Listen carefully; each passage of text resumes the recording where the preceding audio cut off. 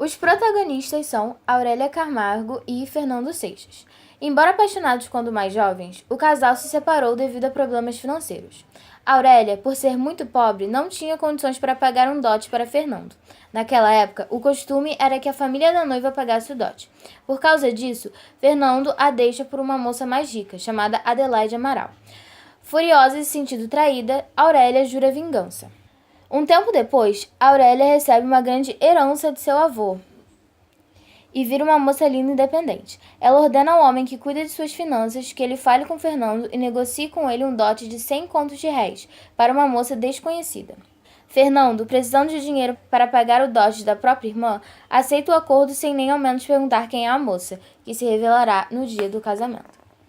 Fernando então descobre que está se casando com Aurélia, sentindo uma terrível vergonha, pois a havia recusado antes para noivar com Adelaide, vendo um falso casamento, somente de aparências. Na frente dos outros, os dois andam felizes, de mãos dadas, vão para bailes, mas sozinhos dormem em quartos separados em meio a acusações e brigas, com a Aurélia sempre o humilhando, pois este agora a pertencia.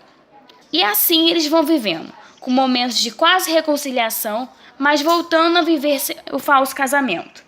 No entanto, vemos uma mudança de comportamento. Fernando passa a trabalhar e consegue arrecadar o dinheiro equivalente ao dote para pagar a Aurélia, pedindo, portanto, o divórcio. Mas essa percebe que o seu amor é maior que o desejo de vingança e lhe mostra o testamento, no qual toda a sua fortuna havia sido deixada para Fernando, e confessa finalmente o seu amor. Assim, nada mais os impedia de viverem de fato juntos e felizes. Bom, agora iremos falar sobre o romance urbano e suas características. Os romances urbanos apresentam personagens que são os membros da elite carioca no início do século XIX, que, por serem do século XIX, apresentam os valores e os costumes da época. Todo romance urbano apresenta um casal que tem que superar obstáculos para ficar juntos e terem um final feliz. E na maioria das vezes os obstáculos são impostos pela sociedade, por exemplo, a desigualdade social, quando um dos membros do par romântico tinha um poder aquisitivo menor do que o outro, e isso era muito mal visto pela sociedade da época. Os romances urbanos apresentam heróis românticos e amores idealizados, e dialogam com os leitores que, por ter sido escrito com um público-alvo ligado à elite carioca e por ser uma história sobre a elite carioca, os leitores se identificam com as personagens.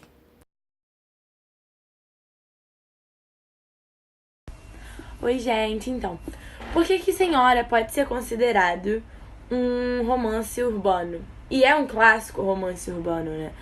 Bom, primeiro que ele se passa justamente nessa corte, na burguesia, na elite do Rio de Janeiro, que é a cidade mais retratada quando a gente fala de romance urbano, principalmente do José de Alencar. E o José de Alencar, nesse livro, ele quer justamente fazer uma crítica a essa sociedade que coloca a mulher como submissa do homem, que coloca a mulher como se ela precisasse do homem, como se ela fosse dependente dele. E é justamente a situação que a gente vê no livro. A Aurélia, ela é totalmente independente. Inclusive, ela compra, né, o marido dela. E ela faz questão de deixar isso claro, de que ela é dona dele, que ela comprou ele. E agora eu vou falar pra vocês como a gente pode relacionar esse livro com a atualidade. Até hoje, a mulher é colocada pela sociedade numa posição abaixo da do homem. E ele tenta justamente criticar isso na época dele. Inclusive, até hoje, a gente tem que continuar lutando pra mostrar que, na verdade, não tem diferença entre mulher e homem.